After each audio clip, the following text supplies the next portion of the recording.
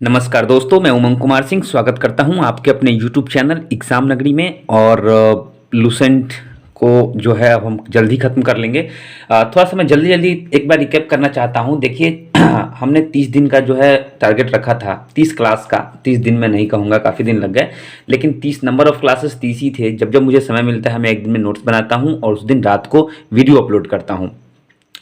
तो हमने डे 1 में देखिए कितना कुछ पढ़ा था, एकदम प्राचीन भारत से शुरू किया, फर्स्ट पेज लूसेंट से। और ऐसे करते करते आज हम पहुंच गए हैं, ये सारे जो है समरी हैं चैप्टर जो जो हमने पढ़े हैं। और आज हम पहुंच गए हैं क्योंकि ये पूरा पैकेज है, आप पूरा पढ़िएगा ना तो आपकी अच्छी खासी तैयारी हो जाएगी वनडे एग्जाम के लिए। करंट अफेयर्स वगैरह ही इसमें नहीं है बस। तो आज हम लोग डे 21 हो चुका है, आज है डे 22। लूसेंट में ये पेज नंबर है 208 से 220, जो कि साइंस है, फिजिक्स का है, भौतिकी का है।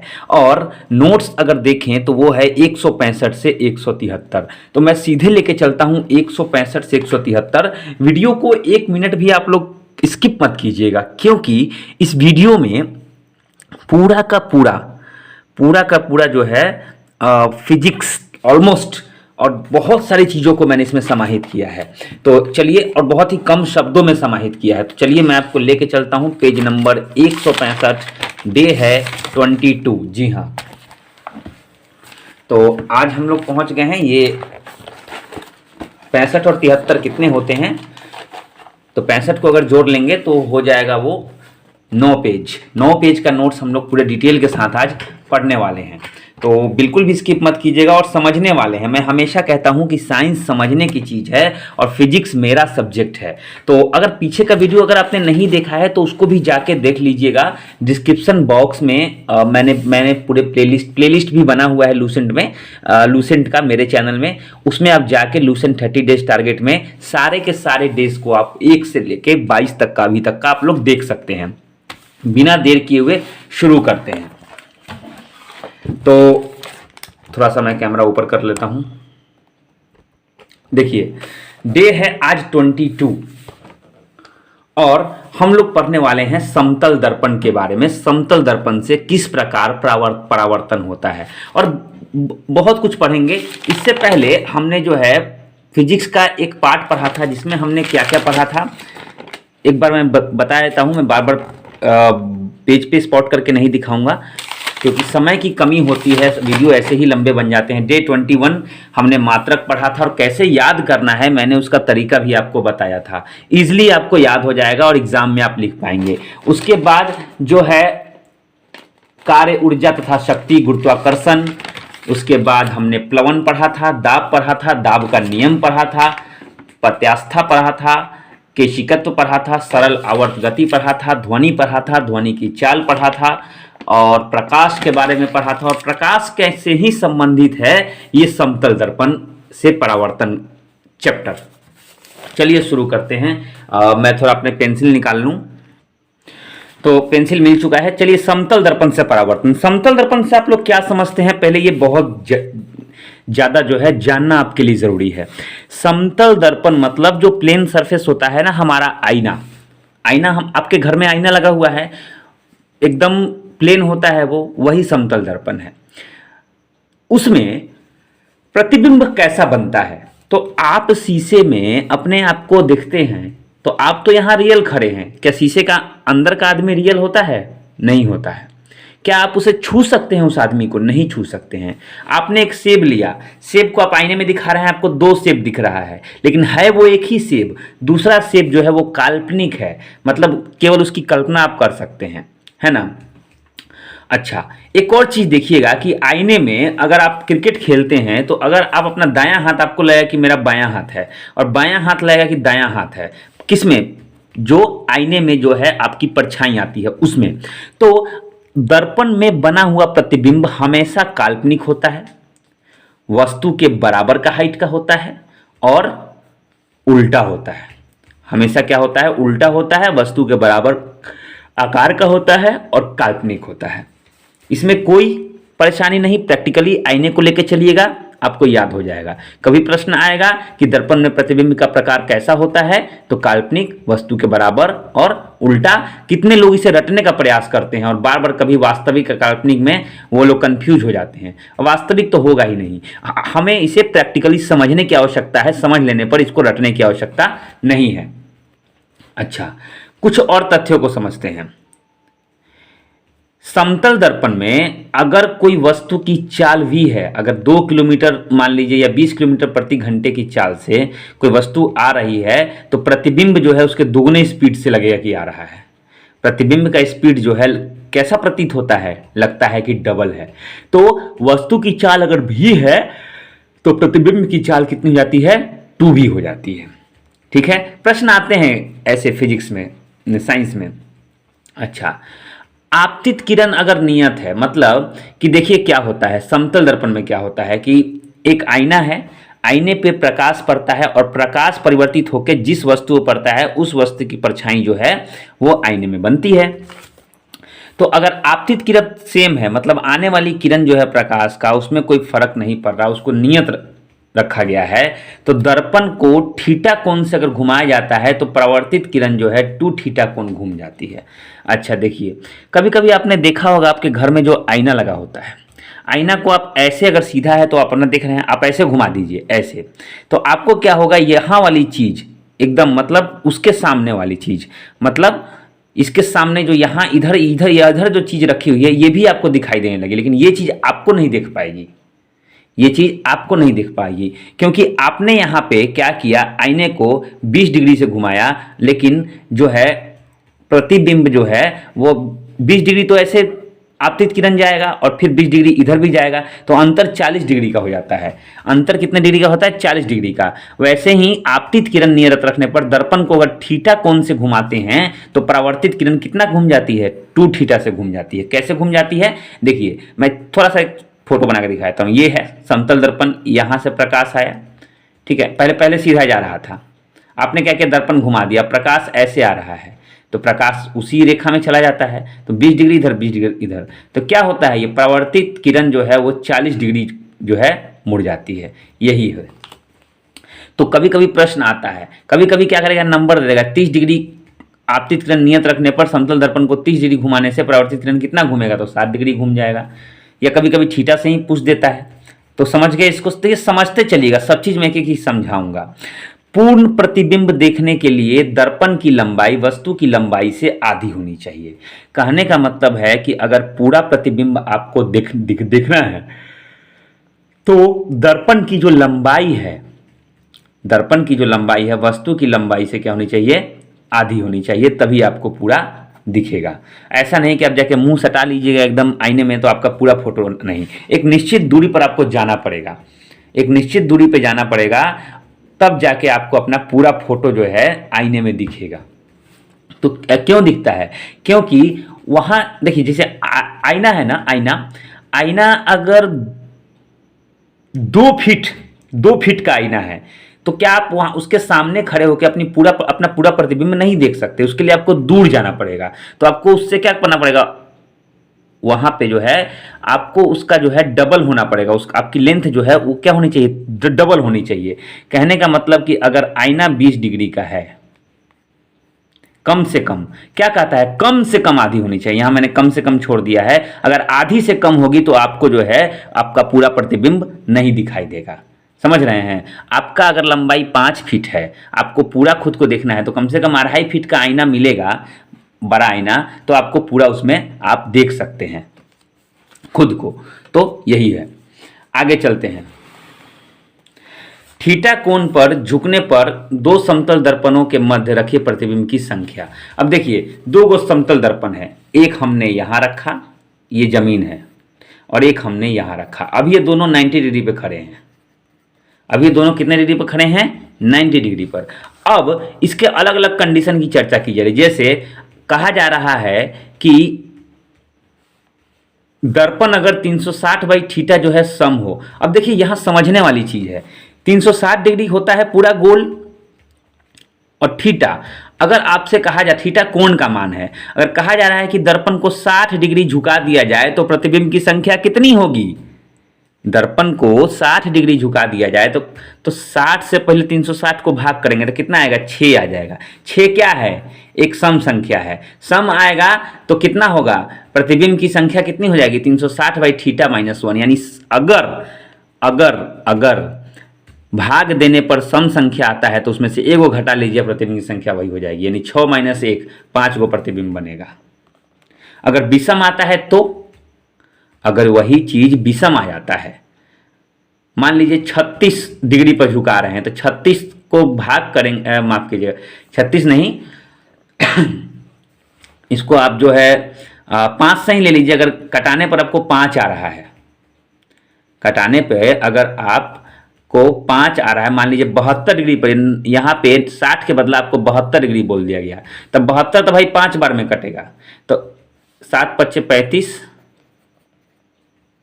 5 10 जीरो हाथ में 1, 7 35 1 36, 5 बार में कट रहा है। अब ये 5 आ जा रहा है तो जब विषम संख्या होगा तो वही आंसर हो जाएगा। यानी प्रतिबिंब की संख्या फिर भी कितनी होगी, 5 होगी। ठीक है। अच्छा, ये तो सम विषम हो गया। अगर भिन्न हो जाए तो, अगर नहीं कटे बट्टा में हो जाए तो, मान लीजिए कि आप कहते हैं 19 डिग्री पर झुकाएंगे तो 360 बाई 19 हो जाएगा। 360 बाई 19 डिग्री तो भिन्न आ गया। ये तो कंप्लीट आइए ना सम आ रहा है ना विषम आ रहा है। तो भिन्न होने पर क्या होता है, प्रतिबिंब की संख्या पूर्णांक के बराबर होती है। आप इसको पूर्णांक में तोड़ेंगे। पूर्णांक कहने का मतलब कि 360 बटे 19 है ना, तो 19 को 360 से आप भाग दे के देखिए तो 19 से इकाई 19 हो जाएगा, है ना, और बच जाएगा 17। 19 छक 114, 19 सत्ते 133, 19 अठे 152, 19 नौ 19 अठे 152, यानी 18। तो कितना हो जाएगा ये, 18 पूर्णांक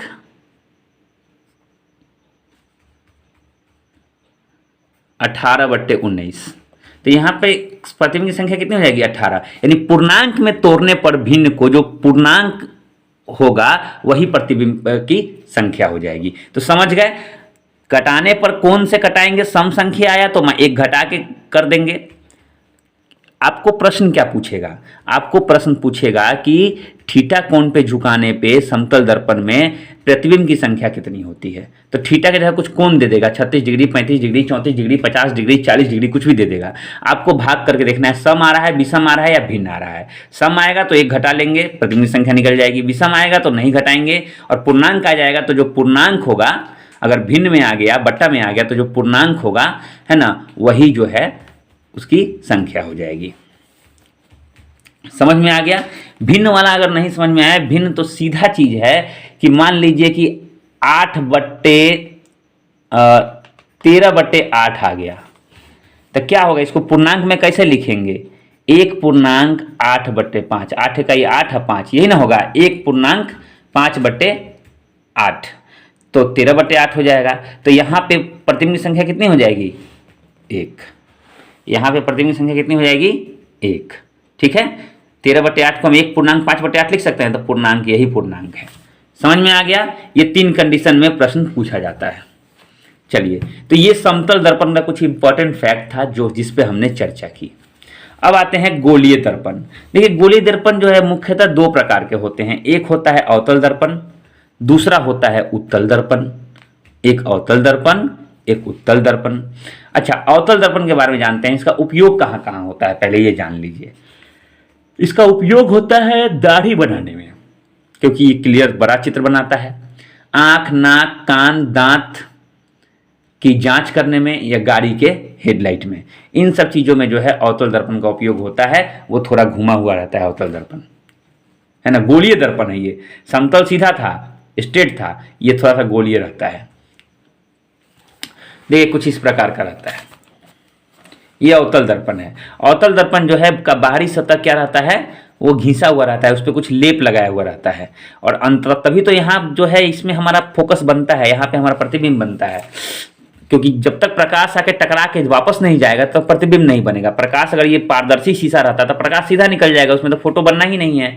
इसलिए पीछे से क्या रहता है, घिसा हुआ रहता है। अच्छा, ये जो है ये दर्पण आपने पढ़ा होगा 8 में 10th में कि गोलीय दर्पण जो है ये इसको घुमाएंगे तो एगो वृत्त बनेगा। अगर इसको गोल कर देते तो वृत्त बन जाता है। वृत्त का ना भाग है, तो जो वृत्त का जो केंद्र होता, सेंटर, उसको हम लोग सी बोलते हैं, वक्रता केंद्र। और ये वक्रता त्रिज्या हो गई। और त्रिज्या का जो आधा होता है मिडिल पॉइंट वो फोकस होता है, और केंद्र के बाहर चले जाएंगे तो ये अनंत है ना। अब देखिए मैंने इनको क्यों बताया। गोलीय दर्पण में जो प्रतिबिंब बनता है उनकी स्थिति हम लोग अभी केवल पढ़ेंगे नहीं बल्कि समझ के याद भी कर लेंगे। आपको कोई भी चीज इसमें एक एक शब्द जो मैं आपको बता रहा हूं वो रटने की आवश्यकता नहीं है।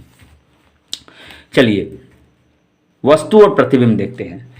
पहले देखिए वस्तु अगर अनंत पे रखी हुई है, मतलब इधर कहीं रखी हुई है, कोई फिक्स जगह नहीं, कहीं अनंत पे रखी हुई है, तो उसका प्रतिबिंब हमेशा कहां बनता है। देखिए कैसे प्रतिबिंब कैसे आ रहा है, देखिएगा ये यहां से चला फोकस पे आके बनना, ठीक है।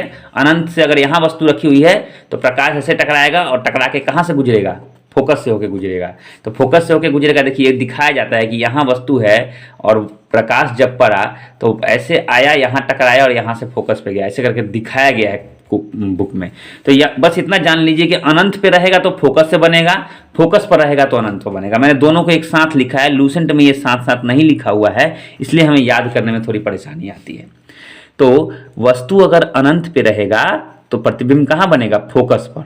अगर वस्तु को फोकस पर रख देंगे तो प्रतिबिंब कहाँ बनेगा, अनंत पर। अच्छा, अनंत पर जो वस्तु है तो अनंत पर तो भाई सहू बहुत दूर है ना। अनंत मतलब अनंत है, एकदम बहुत दूर है। तो बहुत दूर है तो बहुत छोटा बनता है, और फोकस होता है ना, एकदम फोकस किए हुए सामने है तो ये बहुत बड़ा बनता है, ठीक है।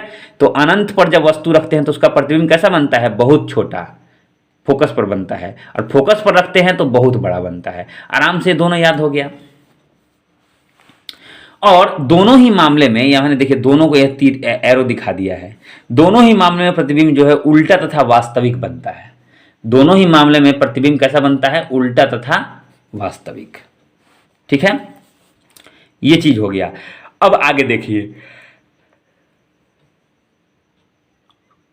मैंने क्या किया है, वक्रता केंद्र को C लेके चला है और फोकस को F लेके चला है। शॉर्ट में यहां मैंने पूरा लिखा है। तो ये वक्रता केंद्र C हो गया, ये यहां पे अनंत है। तो वक्रता केंद्र और अनंत मतलब ये और ये, इन दोनों के बीच में कहीं पर अगर वस्तु है, इन दोनों के बीच में अगर कहीं पर वस्तु है तो क्या होता है, प्रतिबिंब फिर जो है थोड़ा सा घसक के जो है दोनों के बीच में बनता है, यानी F और C के बीच में, F और C के बीच में। अब ये दोनों आपस में इंटरकनेक्टेड है।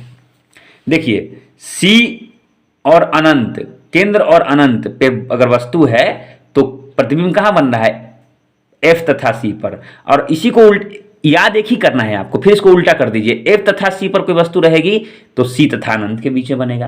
तो दोनों एक दूसरे से इंटरकनेक्टेड है। सीधे उलट पलट दीजिए, यहां रहेगा तो यहां बनेगा, यहां रहेगा तो यहां बनेगा, ठीक है। और बस अंतर यही है कि वस्तु फिर से यहां कहां है, अनंत पर है। यहां वस्तु फिर से अनंत है तो यहां वस्तु का प्रतिबिंब कैसा बन रहा है, छोटा। जहां वस्तु अनंत पर रहेगा तो वहां हमेशा कैसा बनेगा, छोटा।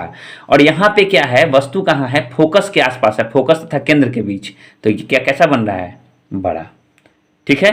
ये समझ में ये भी याद हो जाएगा कि C और अनंत के बीच में रहेगा तो यहां बनेगा और यहां रहेगा तो यहां बनेगा, ठीक है। तो दो वो फिर याद हो गया। देख कितना आराम से आपको याद हो जाता है चीजें, है ना, कि अनंत पर है तो फोकस, अब फोकस है तो अनंत, खत्म कहानी। अनंत पर वस्तु है तो छोटा, अब फोकस पर है तो बड़ा, उल्टा वास्तविक। उसके बाद वक्रता केंद्र और अनंत। वक्रता केंद्र कहाँ है, देखिए वक्रता केंद्र यहाँ है और अनंत यहाँ है, इन दोनों के बीच में है तो सीधे एक स्टेप घसक के यहाँ चला आता है, फोकस और केंद्र के बीच में। अगर यहाँ पर वस्तु रखेंगे तो फिर घसक के यहाँ चला आएगा, मेल मिलाप नहीं है दोनों में, ठीक है ना। यहाँ रखेंगे बीच में तो यहाँ बन जाएगा, यहाँ रखेंगे तो यहाँ बन जाएगा, यानी F और C और A लिख देता हूँ मैं, अनंत, ठीक है। अगला देखिए F और D। अब ये D नया चीज कहाँ से आएगा, तो D ये ध्रुव है, इसी को ध्रुव बोलते हैं।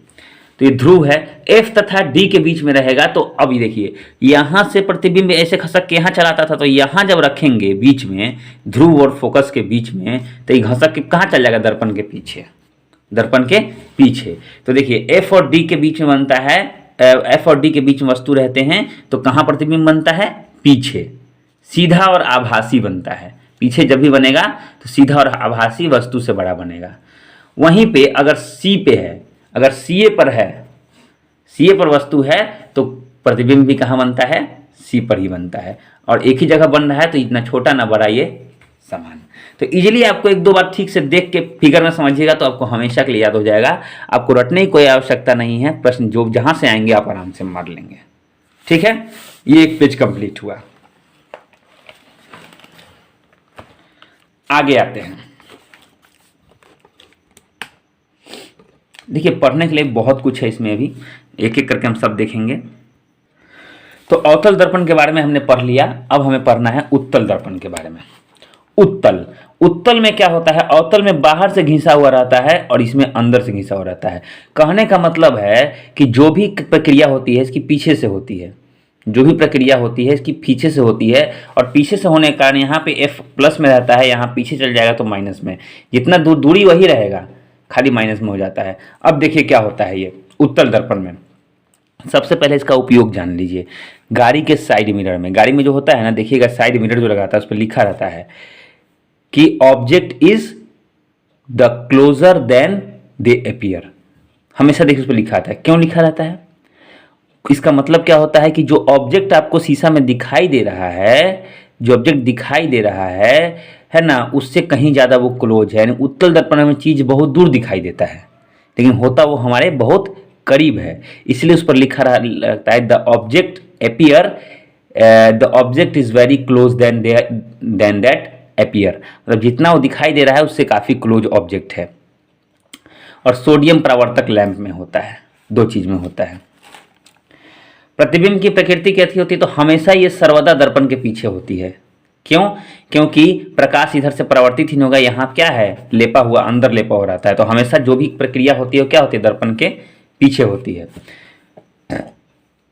या फिर प्रतिबिंब D और F के बीच में।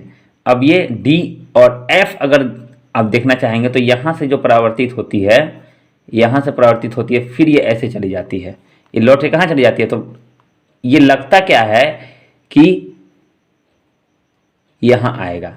ध्यान दीजिएगा, ध्यान दीजिएगा, मेरी बात को समझिएगा, आपको रटने की जरूरत नहीं पड़ेगी।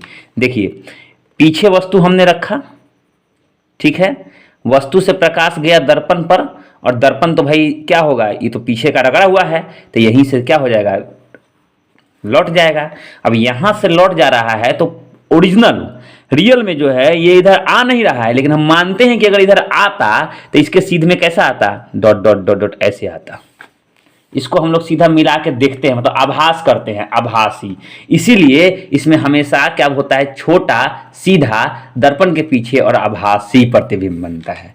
क्यों आभासी बनता है? कि जितने भी परावर्तित किरण होती हैं वो पीछे से ही लौट जाती है, हम बस आभास करते हैं कि ये इधर आती तो कहाँ बनती, कहाँ जाके टकराती। ठीक है, तो ये उत्तल दर्पण के बारे में छोटा सा था तथ्य जिससे प्रश्न आते हैं। अच्छा, प्रकाश का अपवर्तन। अपवर्तन मतलब क्या होता है, पहले ये जानिए। प्रकाश का अपवर्तन मतलब क्या होता है? मैंने ये सूर्य बनाया है, मेरी ड्राइंग इतनी अच्छी नहीं है, मैंने सूर्य बनाया है। सूर्य से प्रकाश जो है, देखिए एक जिसने पढ़ा है ना चीज़ों को, वो आपको बड़ा अच्छा अनुभव दे सकता है, कैसे याद करना है, कैसे पढ़ना है ना। तो यहाँ मैं अपना अनुभव आपसे साथ बांट रहा हूँ, मैंने कैसे याद किया, मैंने कैसे पढ़ा है इसको। तो प्रकाश का अपवर्तन, अपवर्तन मतलब होता है कि किसी तरह जो है प्रकाश जब एक माध्यम से दूसरे माध्यम में प्रवेश करती है तो थोड़ा सा जो है अपने मार्ग से विचलित हो जाती है, वही विचलन जो है अपवर्तन कहा जाता है। ठीक है, अब देखिए, ये देखिए सूर्य है, यहाँ पानी है, नीचे पानी है ना। अब यहाँ हवा है, एयर है ना। एयर में थी तो सीधा आई प्रकाश, और जैसे ही पानी में घुसी थोड़ा सा इधर मुड़ गई, थोड़ा सा मुड़ा हुआ प्रतीत हो रहा है। ठीक है, तो एयर क्या है, विरल माध्यम है। विरल मतलब घना नहीं, उतना घना नहीं है, खुला हुआ है। अब पानी क्या है, घना है, यानी सघन माध्यम। जो चीज़ घना रहेगा वो सघन माध्यम है, जो घना नहीं है वो विरल माध्यम है। ठीक है,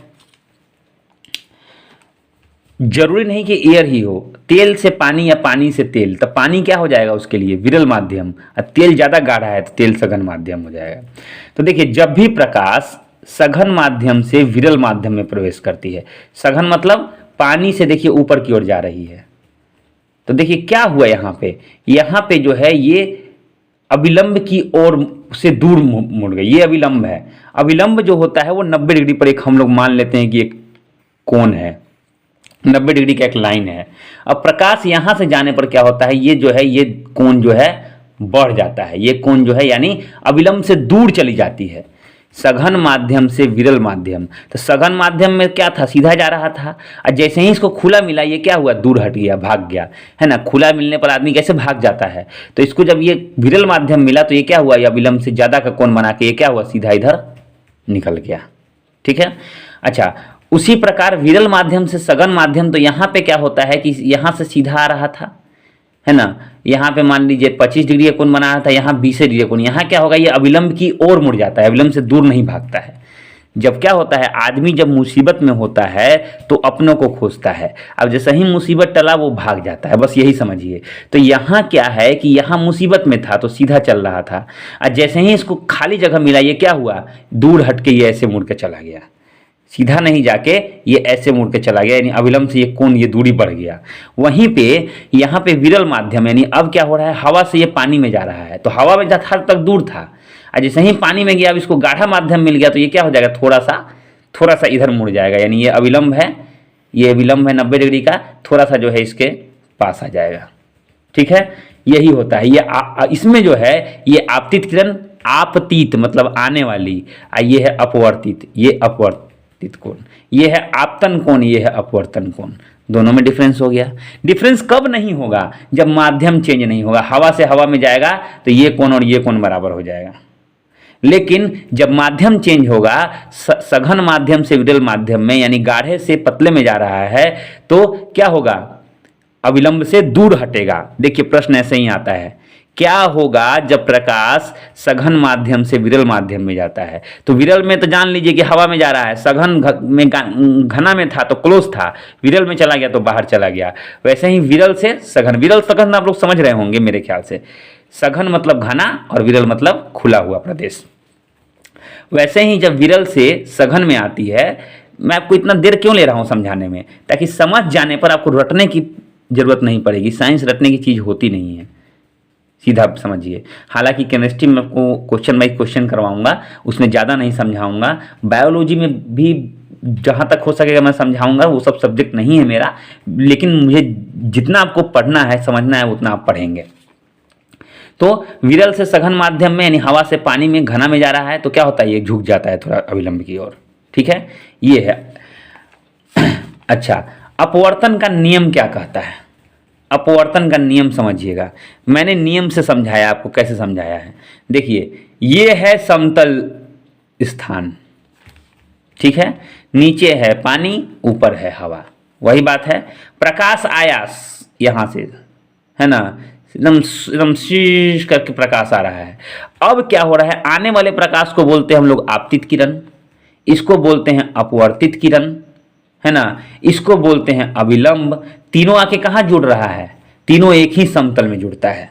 यही अपवर्तन का नियम है। क्या कहता है अपवर्तन का नियम, कि आपतित किरण, अपवर्तित किरण और अविलंब तीनों एक ही समतल में होते हैं, डेट इज कॉल्ड अपवर्तन का नियम। ठीक है। अच्छा, ये हम लोग क्यों पढ़ रहे हैं हम लोग, इससे समझ कुछ घटना है। देखिए घटनाएं क्या क्या है। पानी में डूबी हुई छड़ टेढ़ी प्रतीत होती है, क्यों, अपवर्तन के कारण, प्रकाश के अपवर्तन के कारण। कितने लड़के परावर्तन मान के चले आते हैं, कितने लोग तो विसर्जन मान के चले आते हैं। तो नहीं इस चीज को समझ गए हैं तो आप नहीं मारिएगा। देखिए पानी में डूबी हुई छड़, तारे का टिमटिमाना, पानी से भरा बर्तन का तली जो है उठा हुआ प्रतीत होता है, और जल में पड़ी हुई वस्तु जो है पानी के ऊपर उठी हुई प्रतीत होती है, लगता है कि पानी से ऊपर उठा हुआ है। ये सारी घटनाएं जो हैं ये अपवर्तन के नियम से संबंधित है। प्रकाश के अपवर्तन के कारण ये सारी घटनाएं होती हैं और हमेशा इससे प्रश्न आते रहते हैं। अब प्रकाश का पूर्ण आर्थिक परिवर्तन, देखिए यहाँ पूर्ण नहीं हो रहा था, यहाँ पे क्या हो रहा था, यहाँ पे हो क्या रहा था कि प्रकाश आया और पूरा परिवर्तित नहीं हुआ, थोड़ा सा इधर हो गया, थोड़ा सा जो है मुड़ जाता था। अब यहाँ पे क्या हो रहा है, प्रकाश का पूर्ण आर्थिक परावर्तन, आंतरिक परावर्तन, यानी प्रकाश पूरी तरह से टकरा के सीधा क्या हो जा रहा है, चला जा रहा है। दो शर्त होता है, एक तो कि सघन से विरल में आपतन कोण क्रांतिक कोण से बड़ा हो। क्रांतिक कोण क्या होता है? सघन माध्यम में बना हुआ कोण। अब देखिए सघन माध्यम, जैसे देखिए यहाँ देखिए सघन है, ये विरल है। अब पूर्ण आर्थिक परावर्तन मतलब एकदम सीधा टकरा के चले आना, तो यहाँ पे जो कोण बन रहा है सघन से क्रांतिक कोण जो बन रहा है सघन माध्यम में, ये कह रहा है कि सघन से विरल आपतन कोण क्रांतिक कोण से बड़ा होना चाहिए, यानी ये हमेशा बड़ा होना चाहिए। अगर सीधा रहेगा तो सीधा टकरा के आने का चांस है। अगर पानी के अंदर आप सीधा ऐसे लाइट जलाइएगा तो उसमें मुड़ने का चांस ही नहीं है। उसमें क्या होगा, टकरा के हमेशा प्रकाश जो है वहीं छितर जाएगा, पूर्ण परावर्तन हो जाएगा। ठीक है, यानी ये कोण जो है इसका वैल्यू बहुत ज़्यादा होना चाहिए। इससे क्या क्या घटनाएं होती हैं इससे? हीरे का चमकना। देखिए अब इसमें आदमी हमेशा कंफ्यूज रहता है दोनों में, नहीं ऐसा नहीं होना है। हीरा का जो चीज़ बहुत अधिक चमकती है, बहुत अधिक आंखें चौधलाती हैं हमारी, तो उसमें क्या होता है, वो सब हमारा पूर्ण परावर्तन के कारण होता है, बस इतना जानिए। और थोड़ा थोड़ा जो हमें आंखों का धोखा होता है हल्का हल्का, वो सब अपवर्तन के कारण होता है, क्योंकि इसमें पूर्ण परावर्तन नहीं होता। हीरे का चमकना, रेगिस्तान में मरीचिका बनना। मरीचिका मतलब कि आपको रेगिस्तान में गर्मी लगेगी, बहुत दूर पानी है कहीं, और जाइएगा तो फिर वहाँ पानी नहीं मिलेगा, तो रेगिस्तान में मरीचिका बनना। जल में परिपरख नली का चमकना, कांच की दरार का चमकना, ये सब जो है पूर्ण परावर्तन के कारण होता है। ठीक है, अब हम लोग लेंस से संबंधित कुछ तथ्य जो है यहां पे पढ़ेंगे कि लेंस जो है, लेंस की क्षमता जो है फोकस की का व्युत्क्रम होता है, यानी फोकस का उल्टा। आपसे कहा जाए कि एक 12 सेंटीमीटर की फोकस वाली लेंस है तो उसका क्षमता कितना होगा, तो 1/12 हो जाएगा। सीधा उल्टा कर दीजिए तो सीधे क्या होता है, फोकस का व्युत्क्रम होता है, उल्टा होता है, यानी D बराबर 1/f। डी मतलब होता है डायोप्टर, यानी लेंस की क्षमता किसमें मापी जाती है, डायोप्टर में। ये डायोप्टर जो है उत्तल लेंस में धनात्मक होता है, प्लस में होता है, और अवतल लेंस में माइनस में होता है। यानी कि अगर 12 सेंटीमीटर का फोकस दूरी का लेंस है तो उसका जो है, अगर उत्तल लेंस है तो 1/12 हो जाएगा, अवतल लेंस है तो -1/12 हो जाएगा। ठीक है, तो आसानी से आप लोग समझ गए। अब देखिए लेंस को किसी द्रव में डुबोने पर क्या होता है, फोकस तथा क्षमता दोनों बदल जाती है। मैंने ये क्यों बताया, एक बार एसएससी में मेरा एक ऐसा प्रश्न टकरा गया था और मुझे ऐसा महसूस हुआ कि मैंने तो कभी पढ़ा ही नहीं है, ऐसा भी होता है। उसमें ऑप्शन था कि फोकस बढ़ जाता है और क्षमता घट जाता है, क्षमता बढ़ जाता है, फोकस घट जाता है, फोकस और क्षमता दोनों घटता बढ़ता है, या दोनों में कोई परिवर्तन नहीं होता। ठीक है, 4 ऑप्शन था, मैं पूरी तरह से कंफ्यूज हो गया और मैंने जो है उसमें क्या लिखा कि दोनों नहीं बदलता है, दोनों नहीं बदलता है, जबकि दोनों कब बदल जाते हैं, फोकस तथा क्षमता दोनों कब बदलते हैं, जब लेंस पानी के किसी भी द्रव में डुबा दी जाती है। तो लेंस को सटाकर रखने पर उनकी क्षमताएं जुड़ जाती है, उनकी क्षमताएं क्या होती हैं, जुड़ जाती हैं। यानी एक लेंस का क्षमता है 1/3 और दूसरा का 1/3 है, दोनों को सटा के रखेंगे तो कितना हो जाएगा, 2/3 हो जाएगा। ठीक है, तो दोनों की क्षमता क्या होती है, जुड़ जाती है। तो यहां तक समझ गए, आगे चलते हैं। अभी तो बहुत कुछ पढ़ना है हमें, बस आप समझते जाइए, जितना ज़्यादा समझिएगा उतना ही आपको हमेशा के लिए याद रहेगा, बस इस बात का ख्याल रखिए। चलिए अगला है प्रकाश का वर्ण विक्षेपण, डिस्पर्शन ऑफ लाइट, यानी प्रकाश का फैल जाना। यहाँ से एक सिंगल प्रकाश आ रहा है और ये प्रिज्म से जैसे ही गुजार रहे हैं ये 7 रंगों में विभक्त हो जा रहा है। 7 रंग कौन कौन से हैं, VIBGYOR। V से होता है वायलेट बैगनी, I से होता है इंडिगो, B से होता है ब्लू, G से होता है ग्रीन, Y से येलो, O से ऑरेंज और रेड से लाल। ठीक है, तो ये क्यों मैंने ऐसे लिखे हैं लाइन से, लाइन से लिखना आपको, इसको याद रखना है, VIBGYOR, ये शब्द ही याद रखना है। विबग्योर, विबग्योर, कितने लोग इसको बैजनी पिनाहला बोलते हैं, बैजनी पिनाहला, यानी इंडिगो मतलब जामुनी होता है, तो बैजनी पिनाहला। भी से क्या हो, वायलेट मतलब बैगनी, आई से इंडिगो मतलब जामुनी बैजा हो गया, ब्लू से नीला, जी से ग्रीन हरा, वाई से पीला, ओ से नारंगी, ऑरेंज और लाल से लाल। देखिए हो गया ना, बैजनी पिनाल, बैजनी पिनाल। तो बैजनी पिनाल याद रखिए, विबग्योर याद रखिए, आपको ऐसे याद रखना होगा। तो ये इंद्रधनुष का निर्माण करते हैं, 7 रंगों में विभक्त होते हैं। अच्छा, प्राथमिक रंग कौन कौन से हैं जिनसे सारा रंग मिलके बनता है? जितना रंग आप दुनिया में देखते हैं ये तीनों को रंग से मिलके बना होता है, इसीलिए इनको प्राथमिक कलर बोला जाता है। प्राथमिक रंग, प्राइमरी कलर बोला जाता है। कौन कौन सा प्राइमरी कलर है? लाल, हरा और नीला। अब देखिए कैसे बनता है, प्राइमरी से द्वितीयक कैसे बनता है। द्वितीयक देखिए, द्वितीयक में सबसे जान लीजिए, पीला होता है, मैजेंटा होता है, पीकॉक होता है। सबसे पहले लाल और हरा को मिलाइएगा, लाल और हरा तो पीला बन जाएगा। अच्छा, हरा और नीला मिलाएगा तो पीकॉक बन जाएगा, और लाल और नीला मिलाएगा तो मैजेंटा बन जाएगा। तो तीनों को मिला मिला के जो है फिर तीनों कलर हमारा निकला, लाल हरा पीला, हरा नीला क्या है ये, पीकॉक, और लाल और नीला तो दोनों को फिर मिलाएंगे तो मैजेंटा। पूरक रंग मतलब क्या होता है? तो जो रंग मिलाने पर, जो दो रंग जो है मिलाने पर सफेद हो जाता हो, यानी दोनों रंगों को मिलाने पर जो नया कलर बनता हो अगर सफेद बन रहा है तो वो क्या है? पूरक रंग है। ठीक है, थोड़ा सा हमें ये चीज देखना था। मानव नेत्र, मानव नेत्र के बारे में कुछ इंपॉर्टेंट तथ्य हम लोग जानेंगे इसमें। मानव नेत्र में देखिए स्पष्ट दूरी न्यूनतम 25 सेंटीमीटर, न्यूनतम, अधिकतम नहीं है, न्यूनतम है। यानी 25 सेंटीमीटर से नज़दीक आप किसी चीज़ को रखिएगा तो आपको सही से दिखाई नहीं देगा। यानी स्पष्ट दूरी अगर चाहिए तो कम से कम उसको 25 सेंटीमीटर दूरी पर रखिए, तब आंख से, तब जाके आपको चीज़ दिखाई देगी। दोष, निकट दृष्टि दोष, जिसको बोलते हैं मायोपिया। निकट मतलब नज़दीक का हुआ, नज़दीक हुआ तो दूरी कम है, तो कम वर्ड वाला मायोपिया, छोटका जो है मायोपिया, निकट दृष्टि दोष। निकट मतलब क्या होता है? नज़दीक, यानी निकट दृष्टि दोष मतलब कि केवल नज़दीक दिखता हो, जो दृष्टि दोष है वही दिख होता है। निकट दृष्टि दोष यानी केवल नज़दीक दिखता हो। क्यों नज़दीक दिखता है? तो लेंस की गोलाई बढ़ जाती है। अब देखिए, एगो ये है और एगो ये है, पहले लेंस इतना था अब ये इतना हो गया, तो लेंस की गोलाई क्या हो गई?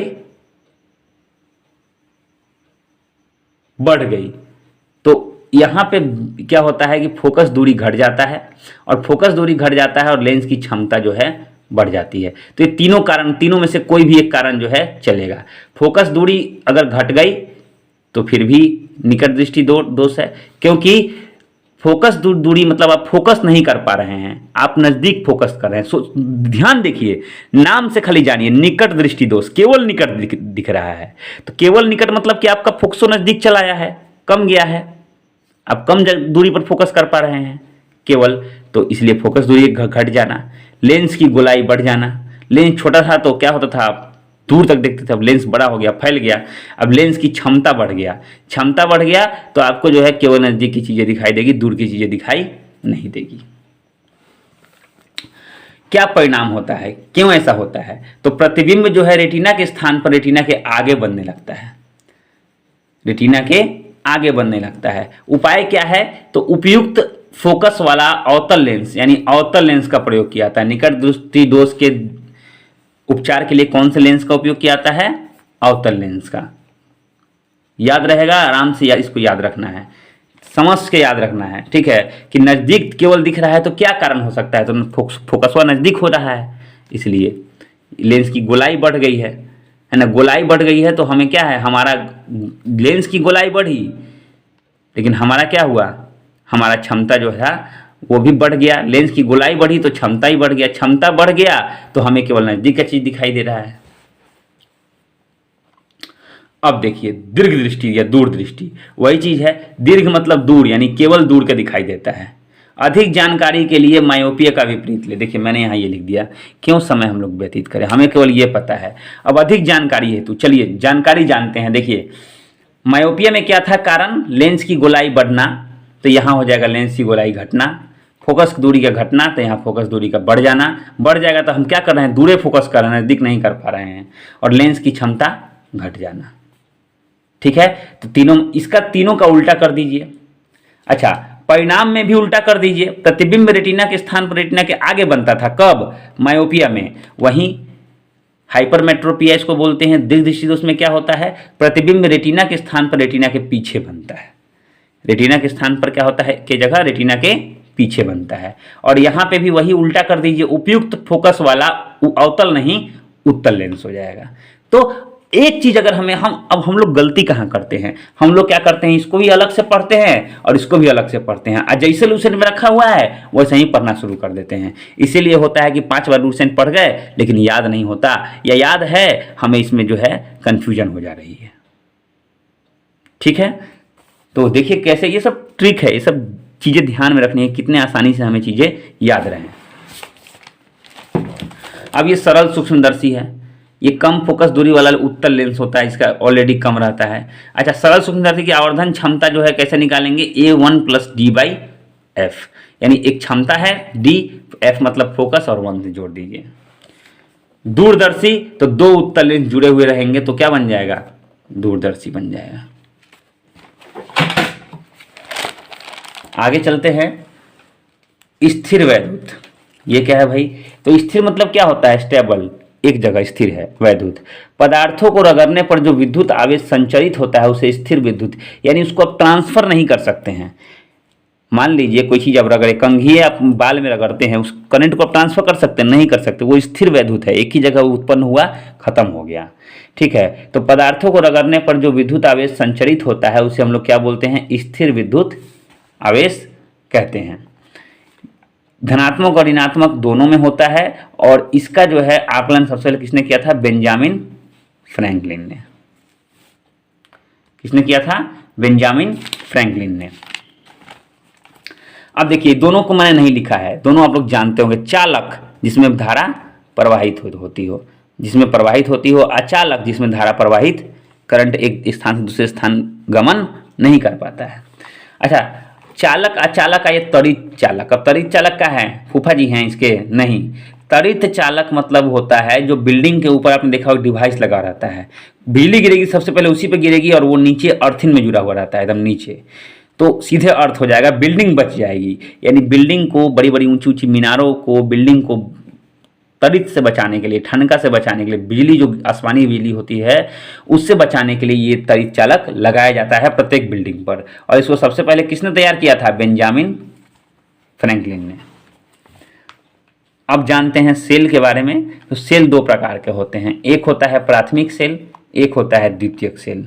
एक होता है प्राथमिक सेल, एक होता है द्वितीयक सेल। प्राथमिक सेल में क्या होता है? रासायनिक ऊर्जा सीधे विद्युत ऊर्जा में परिवर्तित होती है। प्राथमिक सेल वही होता है जो बैटरी हम लोग यूज करते हैं, यूज एंड थ्रो, यूज कीजिए और फेंक दीजिए खत्म होने पर। उसमें सीधा रासायनिक ऊर्जा से सीधे क्या होता है? विद्युत ऊर्जा बनता है। केवल एक ही बार उपयोग होता है, इसका बार बार उपयोग नहीं कर सकते। लेकिन जो द्वितीयक सेल है, द्वितीयक सेल वही है जिससे हम लोग टीवी चलाते हैं, जो हम लोग गाड़ी में लगाते हैं। रासायनिक से विद्युत बनाता है, ये भी करता है, लेकिन इसमें क्या होता है? इसको दोबारा बार बार उपयोग किया जा सकता है, दोबारा इसको बार बार उपयोग किया जा सकता है।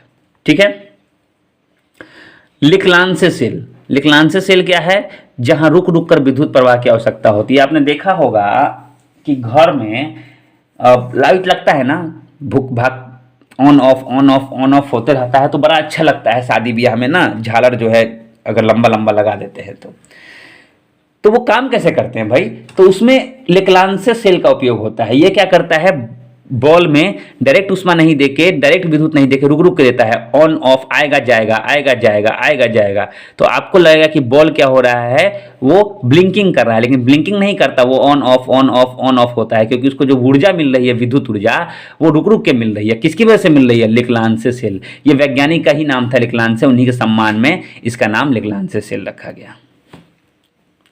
अब देखिए सेल, कौन कौन से सेल में जो है कैसे कैसे क्या होता है, मैंने इसको सजा के अरेंज करके लिखा है ताकि आपको याद रखिए। वोल्टिए और डेनियल दोनों को एक साथ याद रखिए। वोल्टिए और डेनियल दोनों में धन ध्रुव जो होता है, एक प्लस रहता है, एक माइनस रहता है। प्लस वाला जो इंड रहता है वो दोनों तांबा का बना हुआ रहता है, और माइनस वाला इंड जस्ता का बना हुआ रहता है। ठीक है, किसमें? दोनों में। अच्छा, लेक्लांसे शुष्क, लेक्लांसे सुस्त पड़ गए, ऐसे मानिए, तो शुष्क पड़ गए, सूख गए। तो लेक्लांसे शुष्क की दोनों में जो है कार्बन जो होता है प्लस होता है और जस्ता क्या होता है, माइनस होता है। देखिए यही चारों चीज लूसेंट में इधर उधर लिखा हुआ है तो कितना परेशानी होता है याद करने में, लेकिन जब मैंने इसको सजा के यहाँ लिख दिया तो इजीली याद हो गया। अब यहाँ पे देखिए बाइक्रोमेट, इसमें भी कार्बन जस्ता, तो 3 गो तो कार्बन ही कार्बन जस्ता है और 2 गो में जस्ता सब में, यानी जस्ता हर हालत में क्या रहता है, माइनस में रहता है। आसान है इसको याद करना। अब चलिए विद्युत धारा पढ़ते हैं। विद्युत धारा से आप क्या समझते हैं? विद्युत धारा जो करंट प्रवाहित होती है किसी चालक में, उसी को हम लोग विद्युत धारा कहते हैं। उसमें एक आवेश जो है लेके चलता है साथ में। इसका एसआई यूनिट को क्या होता है, एम्पियर होता है। 1 एम्पियर में कितना होता है, 6.25 गुने 10 के पावर 18 इलेक्ट्रॉन प्रति सेकंड। देखिए अगर कोई कहे कि प्रश्न अगर आता है कि किसी तार से 1 एम्पियर की धारा प्रवाहित हो रही है, और इतना ही दिया हुआ एक लाइन में, इसका मतलब क्या है? तो 1 एम्पियर की धारा प्रवाहित हो रही है का मतलब है कि 1 सेकंड में 6.25 गुने 10 के पावर 18 इलेक्ट्रॉन प्रवाहित हो रहा है उसमें। ठीक है। प्रतिरोध, प्रतिरोध का मतलब होता है, प्रतिरोध इंग्लिश में बोलते हैं रेजिस्टेंट। रेजिस्टेंट मतलब ये धारा का विरोध करता है, धारा को रोकता है, धारा को कम करता है, तो इसको प्रतिरोध। इसका ऐसा ही मात्रक ओम होता है, आपने देखा होगा। चलिए मैं रेलवे में हूँ और रेलवे की ही बात बताता हूँ। रेलवे में दोनों साइड से पोल लगा होता है ना, ये पटरी है और दोनों साइड से पोल लगा होता है, इसमें बिजली के तार लगे होते हैं ना। ये तार चल रहा है, तार में दोनों में ऐसे ऐसे जुड़ा हुआ रहता है। अब क्यों इस पोल में करंट नहीं आता है भाई? इन पोल में करंट क्यों नहीं आता है? तो इन पोल में करंट नहीं आने का कारण है, क्या कारण है कि यहाँ पे भारी भारी रेजिस्टेंस लगा होता है जो यहीं पर विद्युत को रोक देता है, इसके इधर जावे नहीं करता है, तो पोल में नहीं आता। देखिएगा रोल रोल रोल रोल ऐसे ऐसे करके चीनी मिट्टी का लगा रहता है। ये सब क्या होता है, रेजिस्टेंट होते हैं। ठीक है, वेरी हाई रेजिस्टेंट होते हैं वो लोग। अब देखिए मानव शरीर अगर शुष्क है, सूखा हुआ है, तो उसका प्रतिरोध कितना होता है, 10 के पावर 6 ओम। कितना होता है, 10 के पावर 6 ओम प्रतिरोध होता है। ये प्रश्न आते रहता है प्रश्न एग्जाम में। अच्छा, ओम का नियम क्या है? तो ओम का नियम में क्या होता है, V और I दोनों एक दूसरे के समानुपाती होते हैं। V से होता है वोल्ट, विभवांतर, 2 गो इंड होता है ना किसी भी चीज़ का, तो दोनों के बीच में जो है कितना धारा प्रवाहित हो रहा है प्रति सेकंड, वही विभवांतर होता है। विभवांतर और I होता है धारा, दोनों एक दूसरे के समानुपाती होती है। यानी ये बढ़ेगा तो ये भी बढ़ेगा, ये घटेगा तो ये भी घटेगा। इसी में क्या किए, समानुपाती को हटा के हमने यहाँ पे आई आर लगा दिया, जहाँ आर क्या है, एक नियतांक है, मतलब आर हमेशा फिक्स से रहता है। तो V बराबर आई आर हो गया, जहाँ क्या है, V वोल्ट है, I विद्युत धारा है और R प्रतिरोध है। इससे प्रश्न भी आते रहते हैं। अच्छा, प्रतिरोधों का संयोजन, संयोजन मतलब प्रतिरोधों को जोड़ना। कैसे जुड़ता है भाई प्रतिरोध? 2 तरीके से, श्रेणी क्रम और समानांतर क्रम।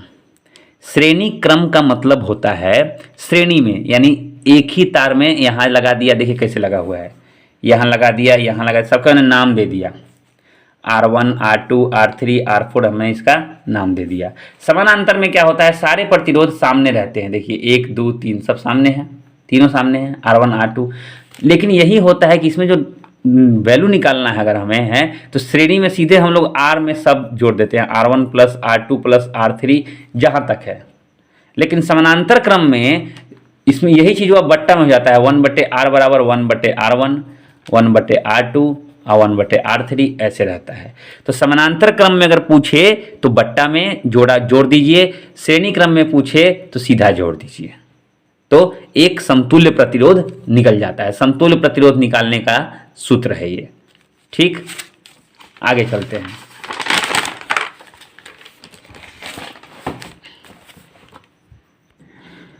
चलिए अब बात करते हैं विद्युत शक्ति की। विद्युत शक्ति जिसको हम लोग जो है इलेक्ट्रिकल पावर बोलते हैं, वाट में इसको सूचित किया जाता है। विद्युत परिपथ में ऊर्जा क्षय होने की दर, कितनी ऊर्जा किस हिसाब से खर्च हो रहा है, वही विद्युत शक्ति होता है। इसका ऐसा यूनिट होता है वाट। इसका ऐसा यूनिट कितना होता है, वाट। 1 यूनिट जो है बराबर क्या होता है, 1 घंटे में क्षय की गई ऊर्जा, यानी 1 घंटे में कितना खपत किया गया। तो इसको हम लोग 1 घंटे नहीं बोलते हैं, 1 किलोवाट घंटा बोलते हैं। 1 kV घंटे में क्षय की गई ऊर्जा, तो 1 यूनिट बराबर होता है 1 किलोवाट घंटा, मतलब 60 गुने 60, 60 मिनट 60 सेकेंड गुने 1000 वाट। 1 किलोवाट और 1 आवर सबको गुना कर दिए तो 1 किलोवाट आवर निकल गया, जो कि 1 यूनिट के बराबर होता है। विद्युत धारा को हम लोग मापते हैं एम मीटर से। मैंने इसे हिंदी में एम मीटर क्यों लिखा, हिंदी में लिखने वक्त क्या आप उसे फिर से रटना शुरू कर देते, नहीं। ए से क्या होता है, ए से एम्पियर होता है, और एम्पियर में मापने वाला जो यंत्र होता है वो एम मीटर होता है, नाम सब कुछ सेम है। तो एम मीटर से विद्युत धारा मापी, वोल्ट मीटर से विभवांतर नापी। विद्युत फ्यूज जो है उसमें 2 तरह के चीज़ों का मिश्र धातु यूज होता है, टिन और सीसा। टिन का कितना परसेंटेज, 63%, सीसा का 27%, दोनों मिलकर मिश्र धातु बनाते हैं। और वही मिश्र धातु जो है एक सुरक्षा उपकरण होती है जो विद्युत फ्यूज के नाम से जानते हैं। गैल्वेनोमीटर, गैल्वेनोमीटर ये नहीं बताता है कितना धारा प्रवाहित हो रहा है, केवल ये बताता है कि प्रवाहित हो रहा है बस, या नहीं हो रहा है। यानी गैल्वेनोमीटर विद्युत धारा की उपस्थिति बताने वाला यंत्र है। या उसका अगर कांटा हिल रहा है मतलब वहाँ विद्युत प्रवाह है, नहीं हिलेगा तो नहीं है।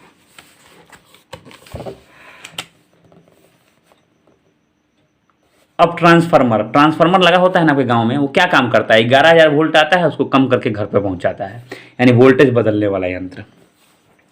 डायनेमो, डायनेमो देखिए इस सब के बारे में मैंने पहले बताया था, यांत्रिक से विद्युत ऊर्जा में, मोटर विद्युत से यांत्रिक ऊर्जा में, शुरू में ही मैंने बताया था।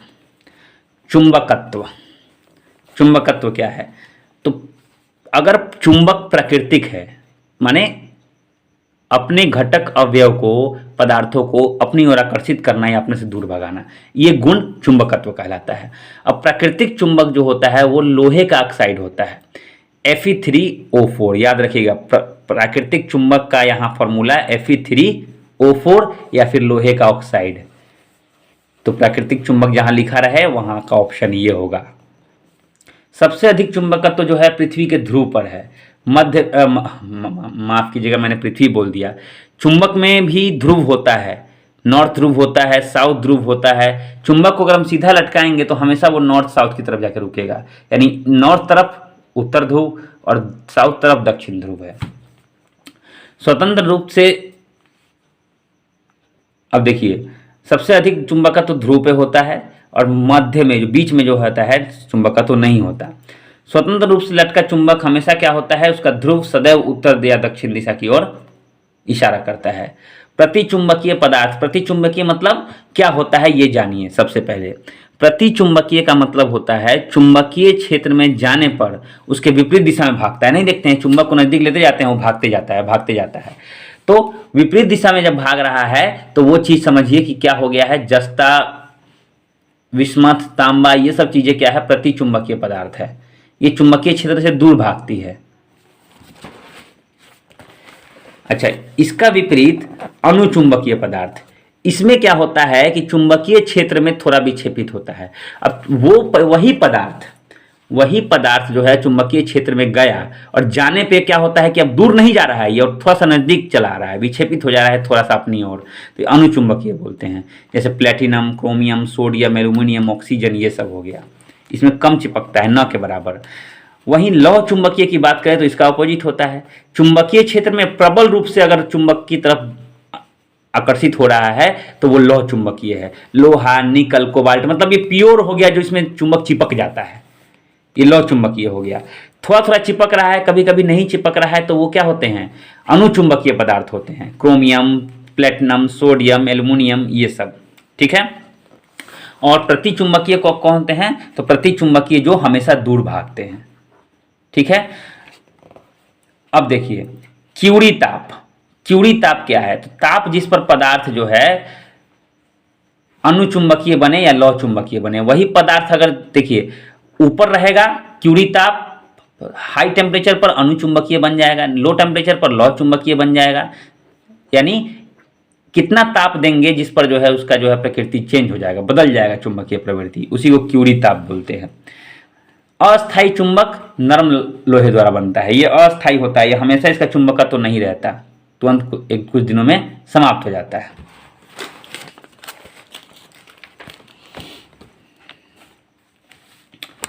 आगे चलते हैं, परमाणु भौतिकी पे थोड़ा सा ध्यान देते हैं। परमाणु क्या है भैया? परमाणु पदार्थ का सूक्ष्मतम कण है, सबसे छोटा कण। रासायनिक क्रिया में भाग लेता है लेकिन स्वतंत्र नहीं होता है, और नाभिक में इसके न्यूट्रॉन, प्रोटॉन और इलेक्ट्रॉन होते हैं। तो ये चीजें हो गई इसके बारे में, परमाणु के बारे में। इलेक्ट्रॉन में, परमाणु में जो है इलेक्ट्रॉन और प्रोटॉन दोनों बराबर संख्या में होते हैं, इसलिए परमाणु क्या होते हैं? उदासीन होते हैं। मान लीजिए +5 और -5 तो जीरो ना होगा, तो ये उदासीन हो जाता है। क्यों उदासीन होता है परमाणु? क्योंकि इसमें इलेक्ट्रॉन और प्रोटॉन की संख्या दोनों क्या होती है? बराबर होती है। तो ये प्रश्न अगर आ जाए कि परमाणु की जो है प्रकृति कैसी है, धनात्मक है, ऋणात्मक है, तो आप लोग इसमें कंफ्यूज मत होइएगा। प्रोटॉन होता है प्लस, इलेक्ट्रॉन होता है माइनस, और न्यूट्रॉन होता है जीरो, उस पर कोई आवेश नहीं होता। अब तीनों होता है मतलब आप ये मत, एक से अधिक मत मार दीजिएगा, ठीक है। ये परमाणु की जो प्रकृति है वो होती है उदासीन होती है, ना ये प्रोटॉन वाला रहता है ना इलेक्ट्रॉन। क्यों? क्योंकि दोनों उसमें उपस्थित है, इलेक्ट्रॉन प्रोटॉन दोनों उपस्थित है, दोनों मिलकर ऐसे ही जीरो कर देते हैं।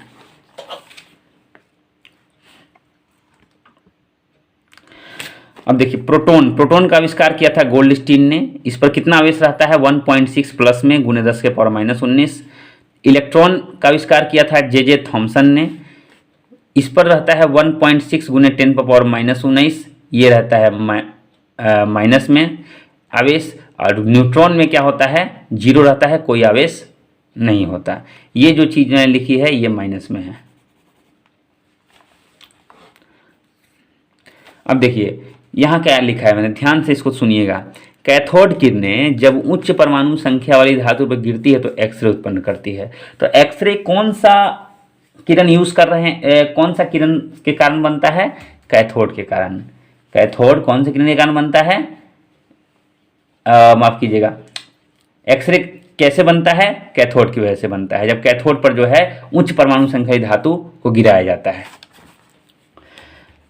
अब देखिए कुछ तथ्य जो एग्जाम का पार्ट बनते हैं, जैसे ताप बढ़ाने पर अर्धचालक की चालकता बढ़ती है, मतलब जो आधा है वो और बढ़ने लगता है, लेकिन जो पूरा है यानी चालक है उसकी चालकता घटने लगती है। जेनर डायोड एक उपकरण है, ये इसका आविष्कार सी जेनर ने किया था। ये वोल्टता नियंत्रक है, यानी वोल्ट को कंट्रोल में रखता है। क्या नाम है इसका? Jenner diode. फोटोडायोड ये क्या है? प्रकाशित संकेत का संसूचन करता है। संसूचन मतलब कि प्रकाशित स्रोत जो भी होते हैं उनको जो है ये क्या करता है? समझिए, संचय करता है। एलईडी लाइट इमिटेटिंग डायोड, प्रकाश उत्सर्जक डायोड, इसका आविष्कार निक होलो ने किया था। अतिचालकता, अतिचालक मतलब विशिष्ट चालक वाला हो गया, बहुत ज़्यादा उसमें टेम्परेचर रहता है। तो अतिचालकता ये 1911 में केमर लिंग ओन्स ने इसका आविष्कार किया था। किसने किया था? केमर लिंग ओन्स ने। R = 0 मैंने क्यों लिखा है? क्योंकि इसमें प्रतिरोध 0 होता है, तभी अतिचालक है। अतिचालक मतलब उसमें विद्युत धारा बहुत तेजी में प्रवाहित होती है। क्यों तेजी में हो रही है? क्योंकि विरोध करने वाला है ये नहीं है, रेजिस्टेंस तो खत्म है, प्रतिरोध 0 है। 4.2 K केल्विन यानी -268.8 डिग्री सेल्सियस ताप पर जो है पारा क्या बन जाता है? अतिचालक बन जाता है। इस चीज इसको याद करके रखिएगा, केल्विन में भी। अब है रेडियो सक्रियता। रेडियो सक्रियता की खोज किसने की थी? सबसे पहले ये देखेंगे, Henry Becquerel, P madam Curie और एम क्यूरी ने किया था। पी क्यूरी और एम क्यूरी ने, और तीनों को इस चीज के लिए नोबेल पुरस्कार से नवाजा गया था। कौन कौन थे?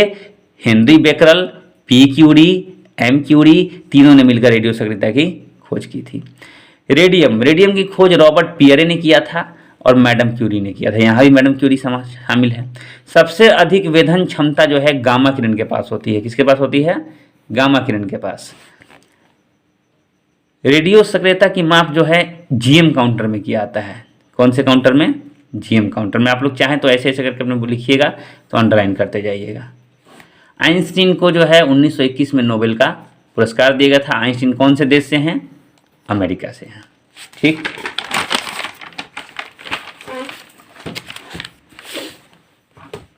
आगे चलते हैं।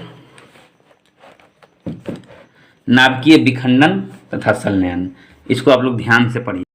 चलिए हम लोग देखते हैं नाभिकीय विखंडन और नाभिकीय संलयन।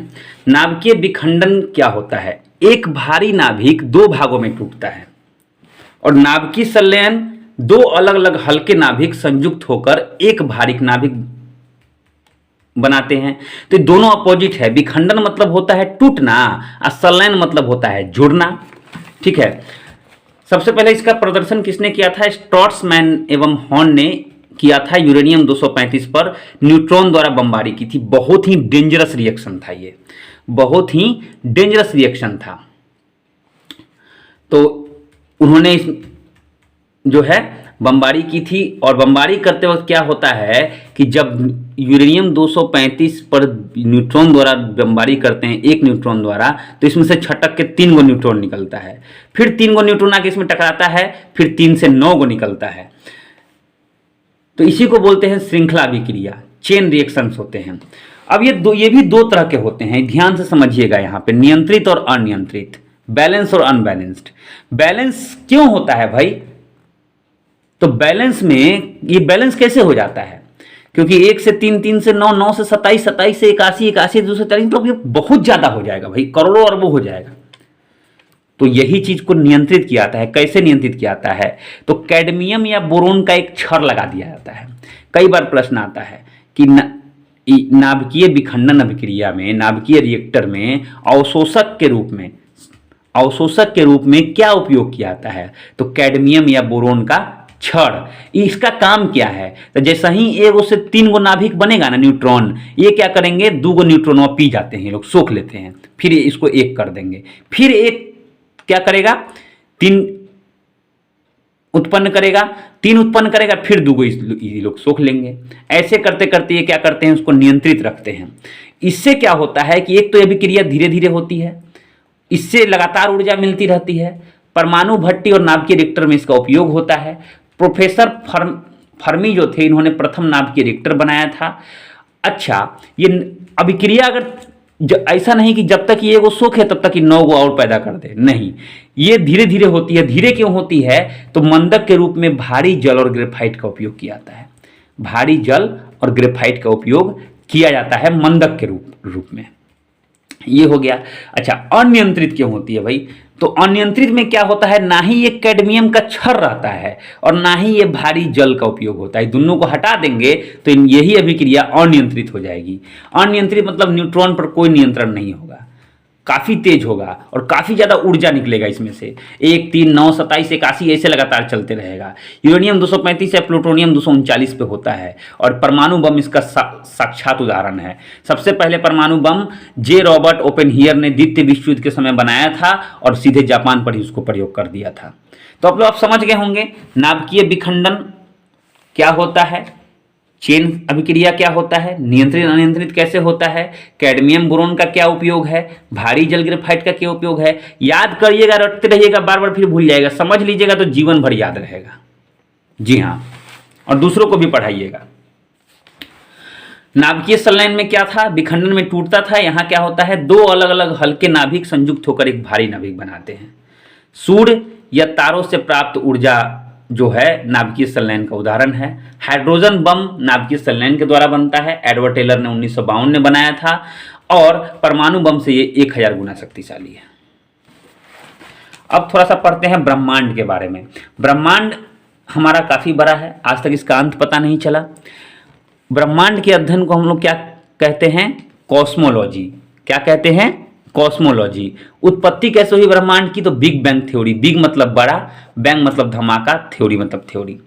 आयु क्या है ब्रह्मांड की, 10 × 10⁻9 से 19 × 10⁻9 वर्ष के मध्य। मंदाकिनी, अरबों तारों का विशाल समूह को मंदाकिनी करते हैं। काफी बड़ा होने की वजह से इसको हम लोग प्रायद्वीपीय ब्रह्मांड भी कहते हैं। चलिए थोड़ा सा और देखते हैं इसके बारे में।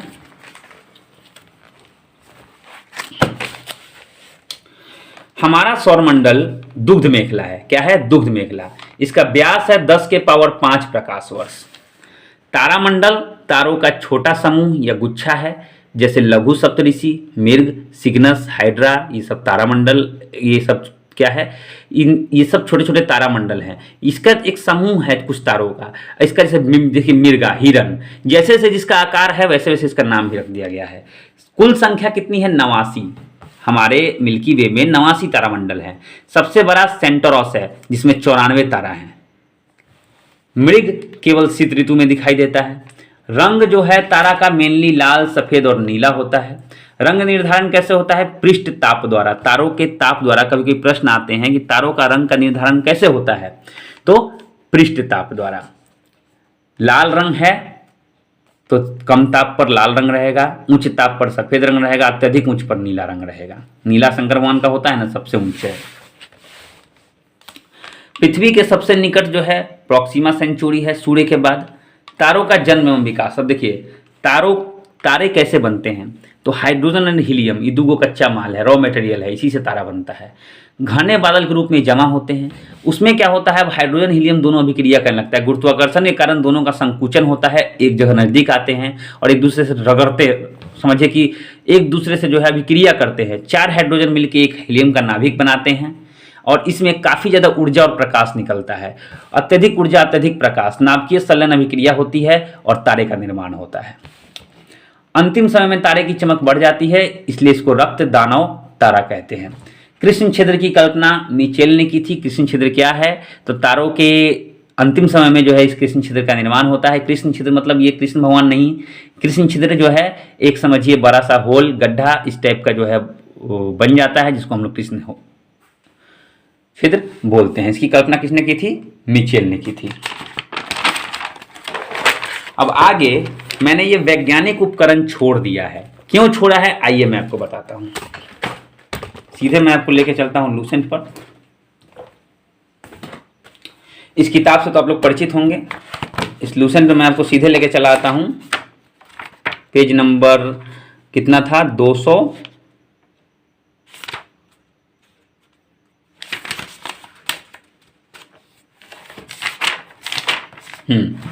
221। देखिए विविध में पेज नंबर 221 है। विविध में लिखा हुआ है वैज्ञानिक उपकरण। अब देखिए आपको क्या करना है, इसमें एक पेज में केवल उन उपकरणों को लिखना है जिनके बारे में आप जानते हैं या जिनके नाम से पता चलता है कि उसका उपयोग कहाँ हो सकता है।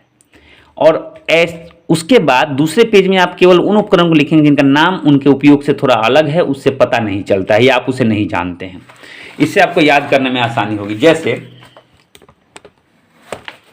देखिए यहां है एयरोमीटर, देखिए मैंने टिक किया है इसमें।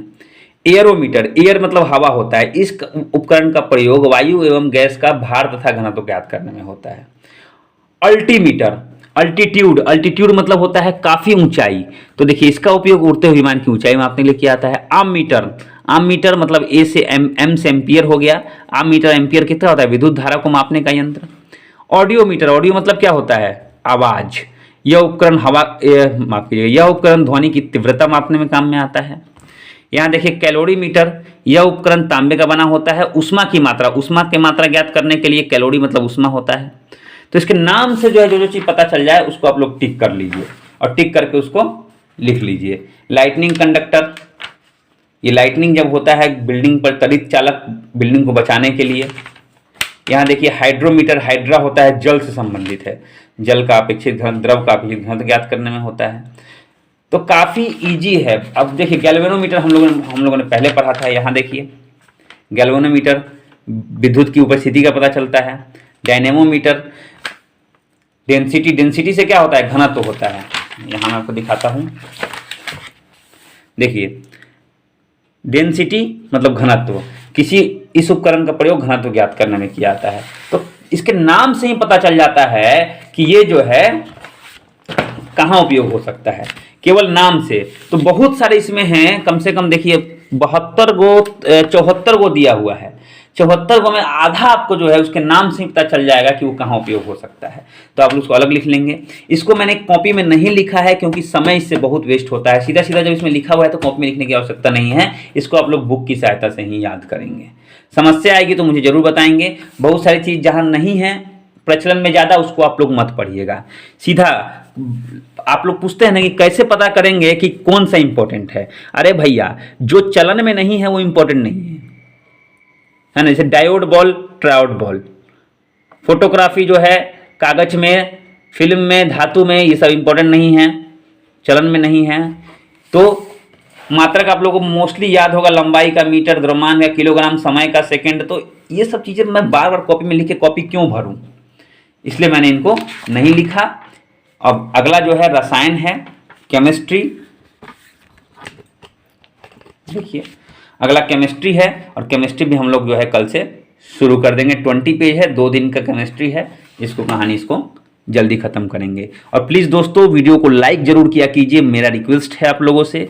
और अपने कमेंट्स में मुझे ज़रूर कुछ अगर सलाह हो मेरे लिए तो मुझे ज़रूर दीजिए। थैंक यू वेरी मच दोस्तों।